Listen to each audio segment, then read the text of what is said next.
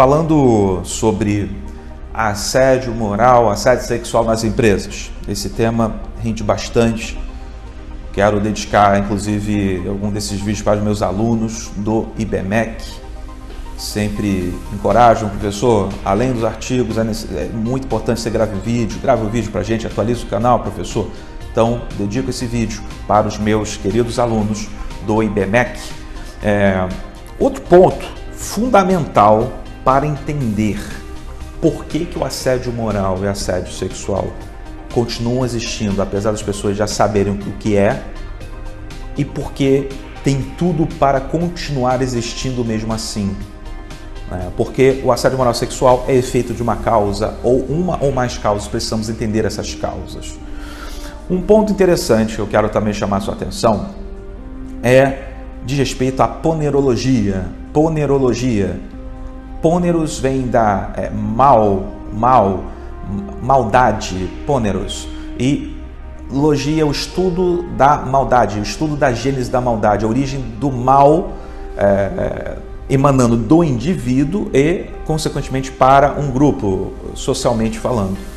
Então, a gente precisa entender, e para isso a bibliografia recomendada inicial, é a Dr. Andrew Lobachevsky, Ponerologia, Psicopatas no Poder.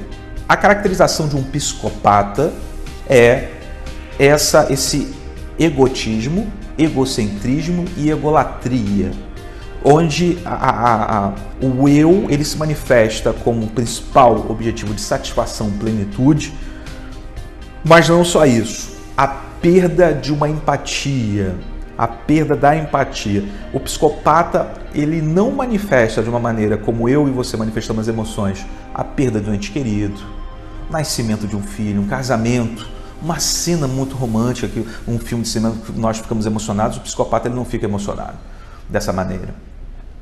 Na verdade, as emoções dele dizem respeito mais a ele próprio, não que ele seja isento de emoção. Essas emoções não se manifestam da mesma forma que se manifestam comigo e com você.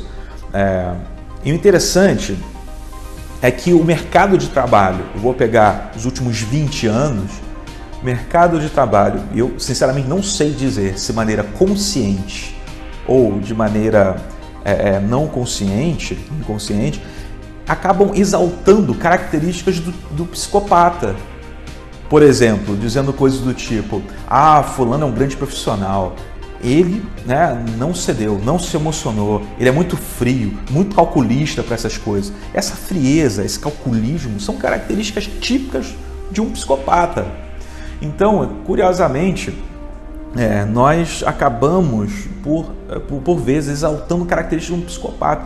O que nós estamos buscando é justamente uma humanização das relações de trabalho, e essa humanização impregnada de respeito entre as partes, nessa relação tensa entre empregador e empregado, é uma relação tensa, difícil, mas não é impossível, visto aí que o sistema todo funciona, pessoas trabalhando, e ao ponto de até discutir, isso é um assunto para outro vídeo, felicidade no ambiente de trabalho, alegria. Então, é uma relação tensa, existe tensão?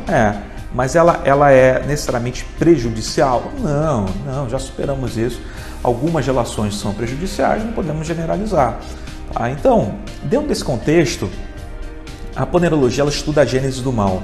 Existem muitas pessoas que ocupam cargos de liderança e que possuem uma psicopatologia.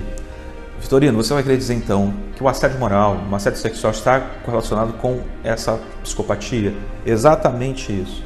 Então que esse camarada ele é vítima de uma doença e tal? Também é vítima de uma doença. Então qual o problema que nós temos aí? Primeiro problema é essa ignorância social e a dificuldade que a sociedade tem. E quem é a sociedade? Somos nós, eu e você. As próprias empresas têm, antes de colocar uma pessoa num cargo de liderança, entender qual é o perfil de saúde mental dessa pessoa para ocupar aquele cargo. Eu estou indo assim bem direto ao ponto. Então, temos duas possibilidades. Pessoas que possuem seu perfeito juízo mental, moral, tá? Considerado, essa palavra normal é complexa, mas vamos usar aqui a título didático, né? Pessoas normais no quesito saúde mental, ocupando um cargo de liderança. O que significa uma pessoa normal? Significa que ela vai exercer toda a sua régua moral e ela é dotada de empatia, de algum nível de compaixão, que ajuda a regular as relações de trabalho, as relações sociais de trabalho. Agora, o psicopata não. Então, assim, causa e efeito. Por que esse camarada é um psicopata? Nós temos também N causas.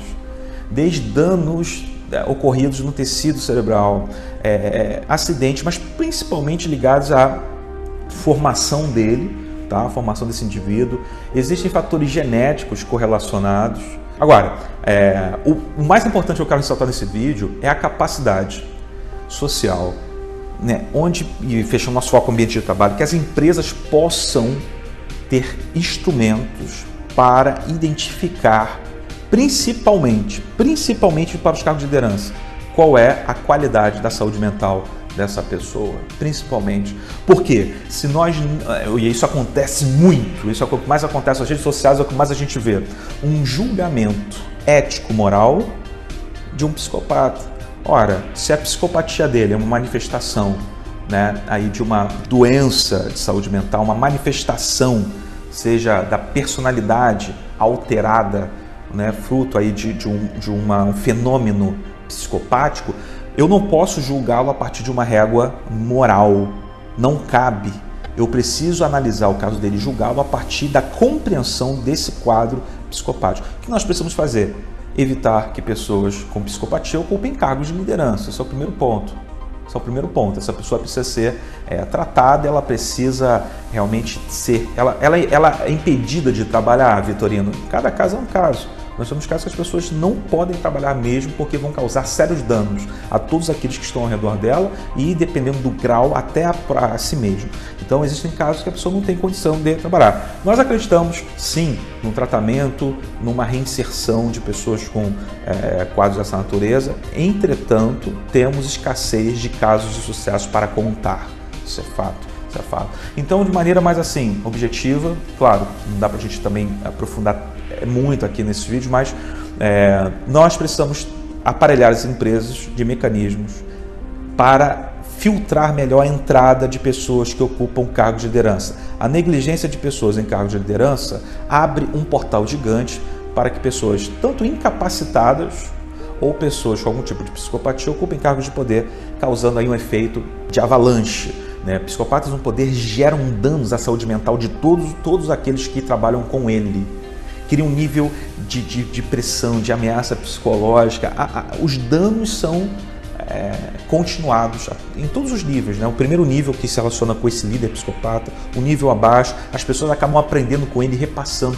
Cria-se uma cultura, o que o Dr. Andrew Lobachevsky chama de patocracia, onde essa psicopatia ela chega no nível social, ela chega num padrão cultural, deformando as relações sociais de trabalho humanas, deformando a natureza dessas relações, trazendo como padrão os traços de psicopatia, frieza, ser calculista, enfim, a um nível de individualismo extremado, dentre outros pontos. Reflita sobre isso, a gente continua no outro vídeo.